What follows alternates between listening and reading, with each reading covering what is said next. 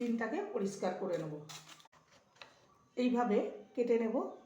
সমস্ত ঝিঙে কাটা হয়ে গেছে। আদা নিয়ে কাঁচা লঙ্কা, ছোলার ডালটাকে পেস্ট করে নেব। এই সাইজের আলু কেটেছি, আলুটাকে প্রথমে ভেজে নেব। দিয়ে দেবো সামান্য হলুদ, টাকা ঝিঙেগুলো দিয়ে দেবো। ঝিঙে আর আলুটা ভালো করে ভেজে হাফ টিস্পুন কালো জিরে আর একটা শুকনো লঙ্কা, একটা মাঝারি সাইজের টমেটো কুচি দিয়ে দেবো। আদা বাটা, সামান্য হলুদ গুঁড়ো হাফ টিস্পুন, কোয়ার্টার স্পুন জিরে গুঁড়ো, টিস্পুন ধনে গুঁড়ো, সামান্য লঙ্কার গুঁড়ো, যেহেতু আমি কাঁচা লঙ্কা দিয়ে, লবণ দিয়ে দেবো, সামান্য কাশ্মীরি লঙ্কার, ভেজে রাখা আলু আর ঝিঙেটা দিয়ে ভালো করে হাফ টিস্পুনের মতো চিনি ও উষ্ণ গরম জল, সামান্য হলুদ গুঁড়ো, ডালের মিশ্রণটা দিয়ে দেবো। চিনি ঝুড়ে করে নিয়েছি, ডালটা দিয়ে দেবো, গরম মশলার গুঁড়ো।